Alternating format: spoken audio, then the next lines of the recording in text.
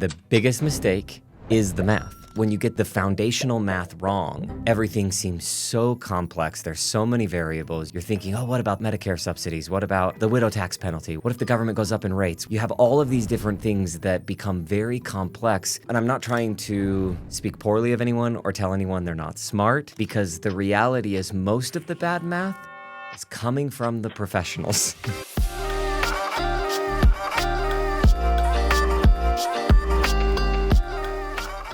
All right, Zach, we've got a lot on the Roth versus traditional kind of debate that goes on, and there's a lot of stuff out there where people are saying, hey, you have to just put everything into Roth, and your life will be so much better, just do everything into Roth. And so I wanted to kind of quickly address what's going on there. We've had people talk about how we take a long time on these videos because we like to go into a lot of detail, but this one's going to be a quick one around what is the math around whether somebody should be doing Roth or traditional on their various accounts. Okay, and the biggest mistake is the math. There's this foundational math that you must understand, and once you get it, it's like all the other complexities start to click. But when you get the foundational math wrong, then everything seems so complex. There's so many variables. You're thinking, oh, what about this? What about Medicare subsidies? What about the widow tax penalty? What if the government goes up in rates? What if you have all of these different things that become very complex, and a lot of it has to do with you're building on a really weak foundation of math if you're not doing that right. So, and I'm not trying to speak poorly of anyone or tell anyone they're not smart, because the reality is most of the bad math is coming from the professionals. It's coming from advisors. It's coming from other YouTube channels that are saying like Roth or die. You have to be Roth. You're going to get killed in taxes in retirement. Some local marketing firms around here are telling people you're going to pay 70% of your IRA away in taxes. I told the story of another guy that was a wholesaler for an insurance company saying, you know, you want to pay as much tax right away and get it all tax-free, have a tax-free retirement. They're peddling an insurance product in that case, but the math is not right. So what is the math? It is that you are going to be multiplying 2 or 3 things to get the traditional route to what you can spend. We're going to call this the spendable amount. Which is the most important for most people. For anybody, for everyone, it's the most important. How much do you get? How much of that money is actually yours? Good point. So there's the traditional route and then there's the Roth route. You need to figure out, am I going to end up at a higher spendable amount after taxes through the traditional path or through the Roth path? And we're going to set the variables the same just to see if one is inherently better than the other. Mm-hmm. And if one is just better than the other because it is a Roth or because it is a traditional, then that will plays into our decision making. So if you have $10,000 of earnings or $10,000 of pre-tax IRA, and the reason I say it that way is because whether we're talking about contributing to a Roth 401k or a Roth IRA, which you can't contribute $10,000. We get a lot of comments on that, but you can to a Roth 401k, and there are no income limits on a contribution to a Roth 401k. So I'm comment management here, Erik, because we get a lot of comments. Well, I make too much to contribute to a Roth. It's like not a Roth 401k. Yeah. You can't put $10,000 in a Roth IRA. You're right, Roth 401k. So all of that. If you have $10,000 of earnings or $10,000 that's currently sitting in an IRA and you're thinking about doing a conversion, this is the same math. So that's the other comment management. Conversion, contribution, same math here on this. Okay, so you have $10,000 that's currently sitting in pre-tax because it's coming from your job, you haven't paid taxes on it yet, or it's sitting in an IRA, and you choose you want to go traditional. The good part about traditional is you don't have to pay taxes on that. Whether it's your earnings or it's sitting in a traditional, if you leave it there, you don't have to pay taxes on it, and it will allow that money you normally would have paid in taxes to grow. So let's say that we have $10,000. We don't have to pay taxes on it. Let's say it earns around an 8-9% rate of return for 8 or 9 years. We're doing that on purpose because it's easier math. It's going to double in that period of time. And we're going to go from $10,000 to $20,000. But now when you want to get that $20,000 out, you have to pay taxes. And in order, again, to keep the math simple, we're going to say 25%. The tax brackets are varied based on where your income is, and we'll talk about that in a minute. But Let's say it's 25% total tax, federal and state, that's coming out. Now, you now have $15,000 to spend because it went from $20,000, $5,000 of tax. You had to pay a fourth of it away, and you have $15,000 to spend. So we're going to hold that number in our head for a second. The traditional route is paying us $15,000 that we can actually go put a down payment on a car or do the most amazing family vacation ever. Well, actually not anymore, but that could get you a really great start. If you're taking all the grandkids, it's going to cost way more than $15,000. Okay, going the other route, the Roth route. The trick here is that you're paying the taxes in the beginning, and you're paying it on a much smaller dollar amount, right? We're starting with the $10,000. You're paying taxes on that, which is, in this case, is going to cost you $2,500 because it's a 25% tax rate. So if you say, okay, I don't have that $2,500 to invest, I have $7,500 to invest. Same rate of return over the same time period, and we're doubling the money exactly. We grow from $7,500 to $15,000, and then on the way out, because it's Roth, there's no tax. So we get to spend $15,000. So it's the same spendable. We're getting to the exact same spot. And that is the foundational math that everyone needs to understand. And I'm not saying that Roth is simple. In fact, we are finding it very difficult. We keep testing software made for financial advisors, and we cannot find one that we think accurately shows good marginal tax bracket management, which we can talk about later, and actually models out Roth conversions properly to be able to build a lifetime Roth conversion plan for a retiree. The bottom line is this is not simple once you layer on everything else that comes, but the foundational math is simple. If you have the foundational math wrong, the rest of it is impossible. If you have the foundational math right, the rest of it is complex but possible. Yeah. So that's where it gets tricky. So this foundational math, if you end up in the same spendable, whichever route you go, well, what can change that? The rate of return, you could say, well, I'm going to invest my Roth more aggressively than the traditional, which we get that comment a lot too. And the reality is you probably should. But do you really want to make a decision and end up paying too much in taxes because your choice to invest a particular account more aggressive, or when you could have just invested the traditional more aggressive as well and gotten to the same outcome, if not better, if the tax situation is different? So set the rate of return aside. That's irrelevant to the tax benefits of Roth versus traditional. It's a tax question. That's really all it is, rather than a return question. So really, the only thing that matters is if in this visual, there are two spots where you pay taxes, at the beginning or at the end. If those numbers are the same, it's going to work out to be the same spendable amount. If those numbers are different, you will end up with a different spendable amount in the end. And one of the other variables there is the length of time. And this is the properties of multiplication, because we've had a lot of comments on this. Well, if you had extended that out longer than 8 or 9 years, then the math would be different. And it's like, no, if the rate of return is the same, the time is the same, and the tax rate is the same, it's going to be the same spendable amount. Tinker with it in an Excel file. Run it for 1,000 years. It doesn't matter.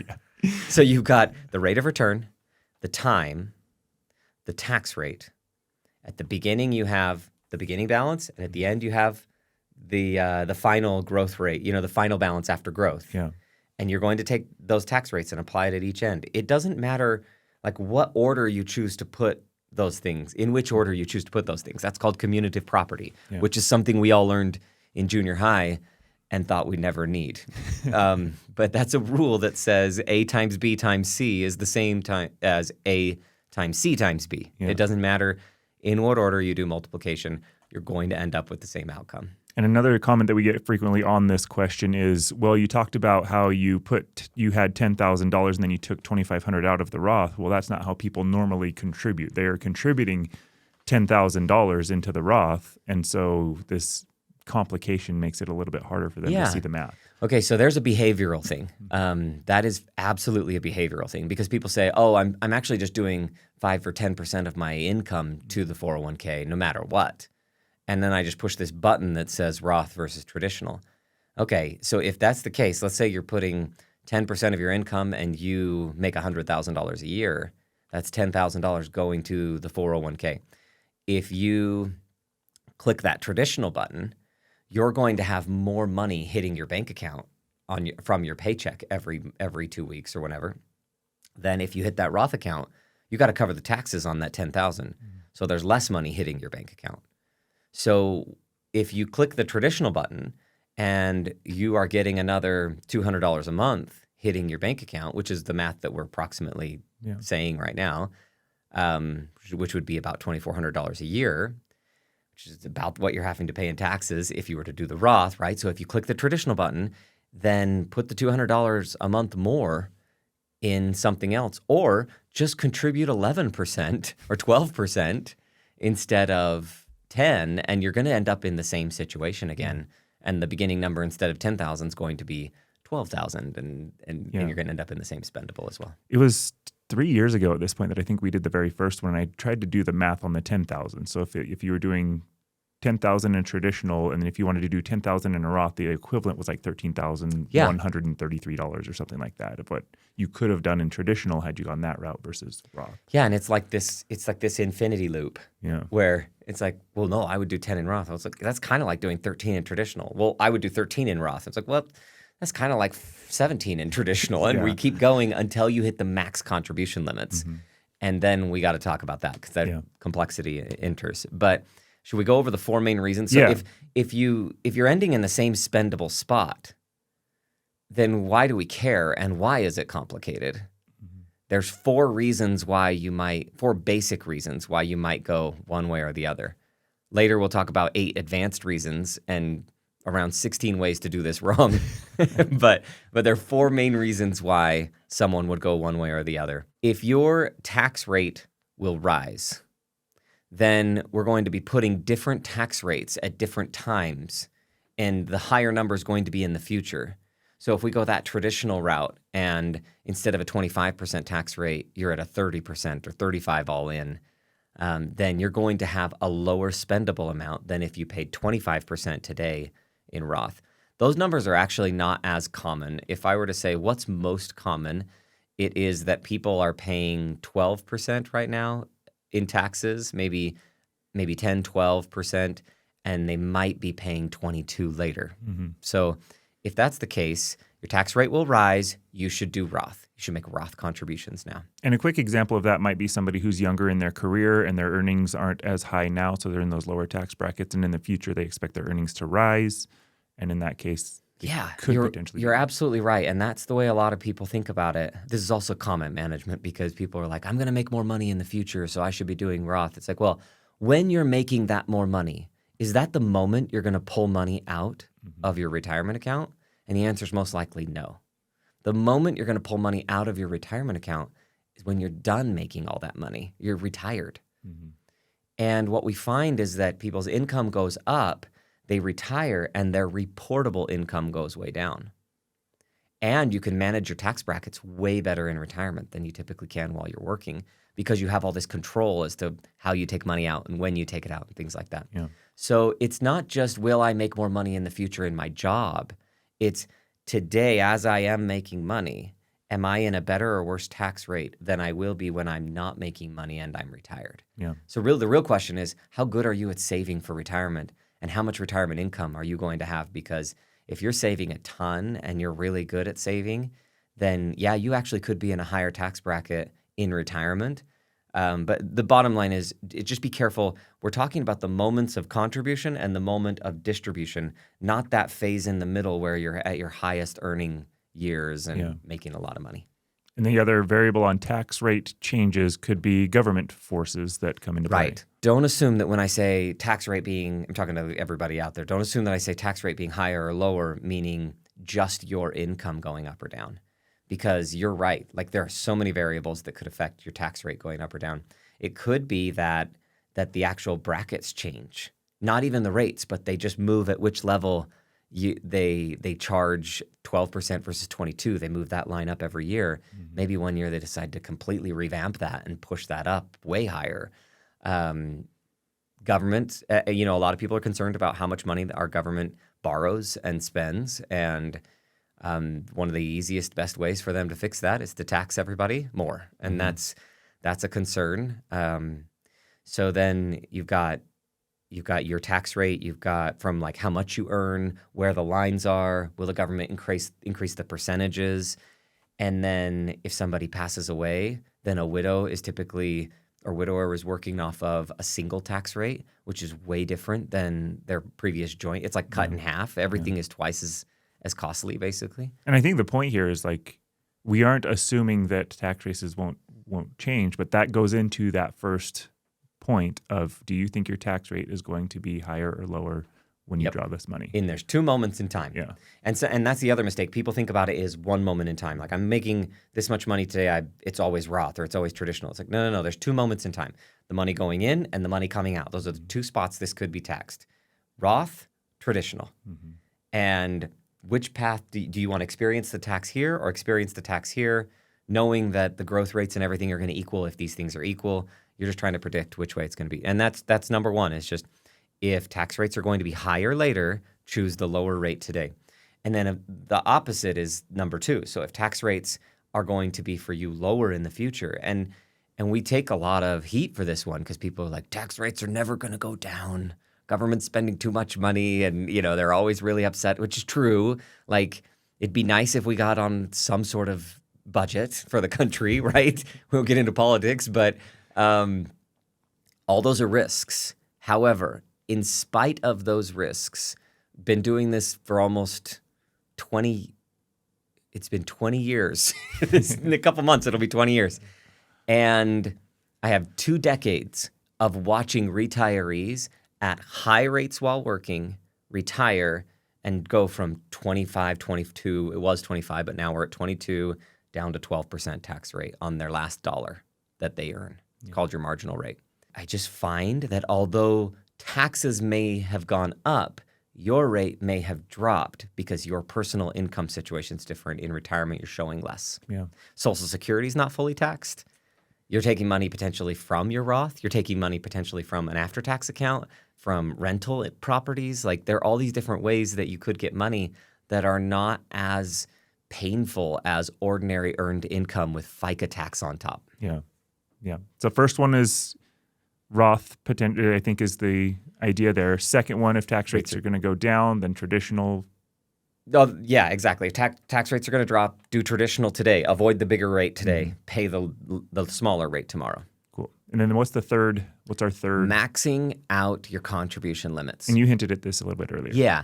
And I'm a little bit like, this is a behavioral thing. This is not a mathematical thing, because if you are the person that's going to max out the 401k, and even if you do traditional, you're not going to take this tax savings and go put it over here in a brokerage account. That's my first choice, is go take the tax savings and invest somewhere else. Yeah. But a lot of people just are unwilling, or behaviorally that doesn't make sense to them.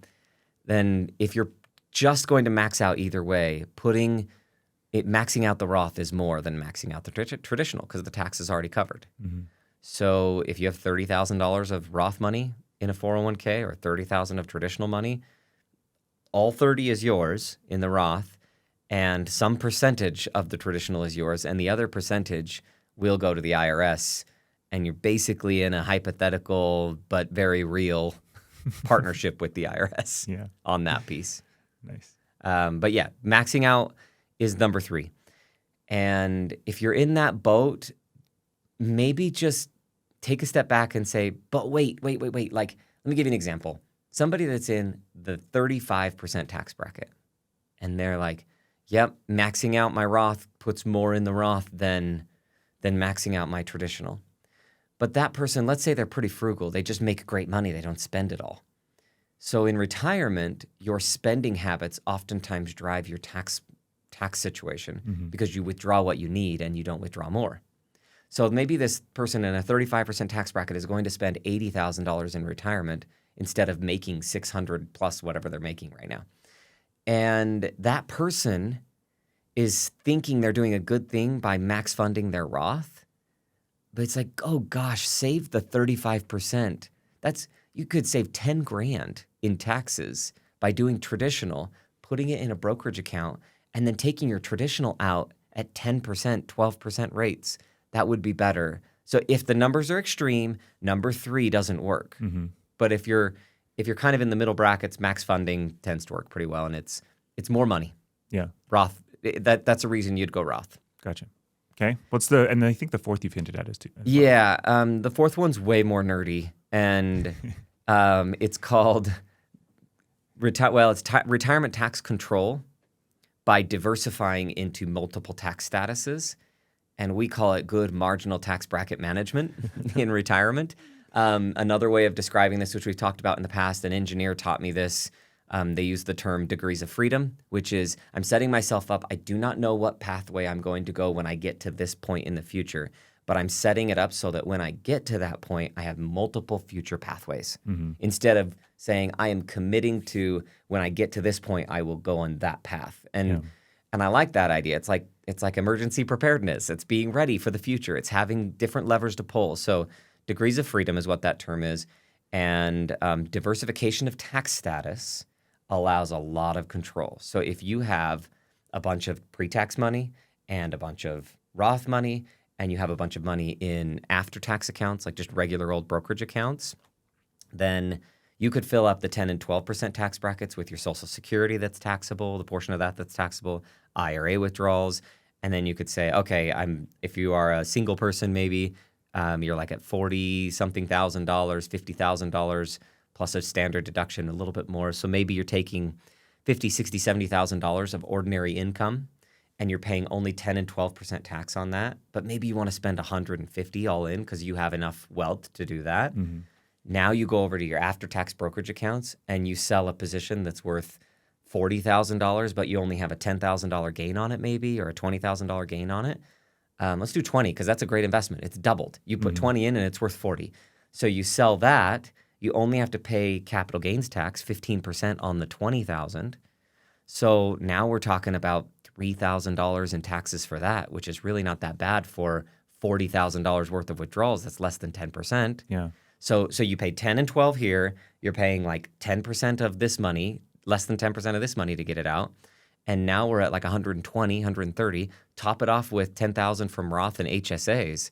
And you've got somebody who's paying less than an average rate of 10%. And they're a single person with $150,000 of income at less than 10% effective tax rate. That's pretty fantastic. And that comes from degrees of freedom. Yeah.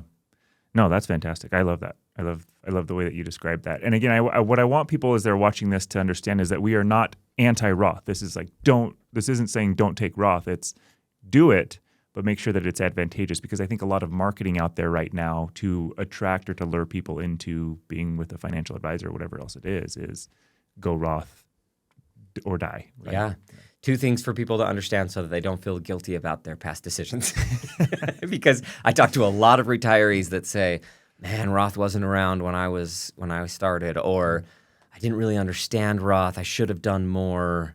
I really regret that I didn't. And oftentimes when I run the math, a lot of those people shouldn't have been doing Roth. They were in reasonably high, like middle to high tax brackets in the peak earning years of their career when Roth became a thing. And now they're at 10 and 12% rates. I don't see any reason why you should have been doing Roth. Yeah. They also are really nervous about required minimum distributions.